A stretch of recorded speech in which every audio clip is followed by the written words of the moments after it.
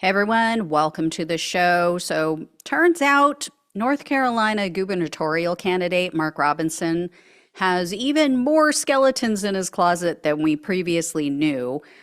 Also, his wife appears to be just as vile as he is. I mean, there's a reason she married him and stays with him, right? So, I guess we should have known that. But as you all know, Robinson is constantly thumping his Bible. He's constantly proclaiming himself the arbiter of all that's ethical on earth. He is always berating other people who apparently, in his mind, don't live up to his standards, his so called morals. He has had absolutely hateful things to say about the LGBTQ community. He calls them filth.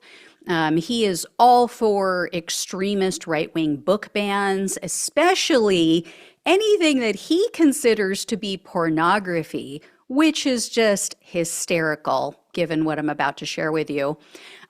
He has put out just the most disgusting statements about women. He's blamed women for being abused, literally blamed a woman for her own physical abuse at the hands of her partner. He has said that America was better before women were allowed to vote.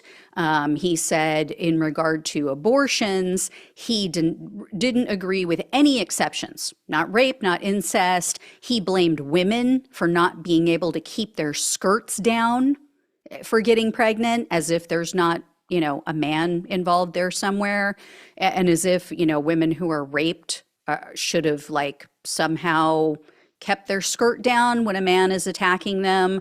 He is now, backed off of that a little bit because he had to reveal that years ago, his wife actually had an abortion when they were just dating. And so now he's saying, oh, well, yeah, now I support the 12-week abortion ban in my state. I mean, you can't say you're 100% pro-life and that you think life begins at conception, which I disagree with, and then go, oh, but 12 weeks is fine. So he's a complete hypocrite. We now know that he is 50 shades of hypocrisy, I would say, because Robinson was allegedly a daily visitor to a porn store where he supposedly was blowing his family's money watching X-rated video previews. In fact, according to at least one former employee of this one store, I'm going to get to that in a minute, but there's one store that he was visiting called Gents Video and News. Why? What it has to do with news, I don't know. The store is in Greensboro, North Carolina. Robinson, this former employee, says, was at this porn shop every single night. And a news outlet was told that Robinson was a regular at another 24-hour adult video store during the same period of time. So he's hitting two different places. So here's the deal. Here's what is alleged. 6 different men spoke with the Assembly, North Carolina news outlet, and they said that Robinson visited this Gents Video on a regular basis back in the late 1990s and early 2000s. That time period is very important, which I'll explain. So oddly, in Robinson's memoir, he claims that he committed his life to Jesus in the late 1980s. But these men are saying that Robinson, during this period of time, again, the late 1990s, early 2000, he was working at a nearby pizza place. And so he would drop by frequently after work. One former employee, a guy named Louis Money, that's his real name, by the way, he claims that Robinson was there every night that he worked, which was 5 nights a week. And Money told the reporter Robinson would go into a private booth. So this is a place, so the windows are blacked out. They have these private booths, and they would rent previews of the videos to people who come into the store. Each of these previews cost $8. He said normally Robinson would watch 2 previews a night. So $16 a night he's spending on this in at least one of the 2 places that he visited, allegedly. And Money also says that Robinson purchased hundreds of bootleg videos that Money was selling on the side. So he alleges Robinson never paid him for the final bootleg video that he got. And he's described that video as, quote, super hardcore. In fact, he said it was too risque to be sold legally in North Carolina. He apparently got this video from New York, and Robinson bought it off of him but never paid him, according to Money. And Money was honest about his feelings towards Robinson. He said that, he's an unaffiliated voter. He says, I like Robinson as a person, but he doesn't agree with his politics. Whether that's true or not, I don't know if he actually does like him. But anyway, Money is in a band, and they made a music video and a song, and it clearly depicts someone who looks just like Robinson walking into an adult video store. And then in the song, Money sings, quote, I made you a bootleg. I did it all the time. Most of the time you paid me. I guess it slipped your mind. So here's the thing. Like, do I care that this guy is going in and viewing porn? No, I don't care. I don't care if men are, or women, whoever, anybody, animals want to watch porn on TV. I mean, I guess for animals, it would be like Animal Planet. But anyway, I could care less. I could not care less if someone wants to go watch porn. What is just mind-blowing is that this guy thinks that he has the right to tell other people what they can and can't do, what in his mind is moral or immoral or amoral. Yet this is what he was doing. And what I find most interesting is that Robinson wrote in his memoir that he was making $8 an hour during this same period of time that this stuff was allegedly taking place.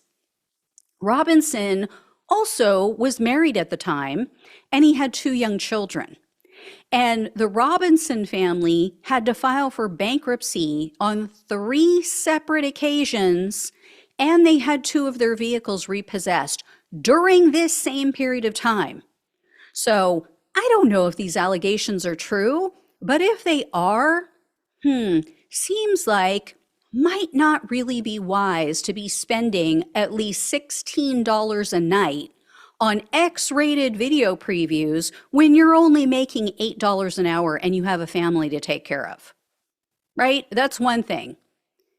I mean, obviously, the other thing is this guy is just a massive hypocrite about fiscal conservative behavior and beliefs, right? I mean, the Republican Party in general is, family first and family this and family values.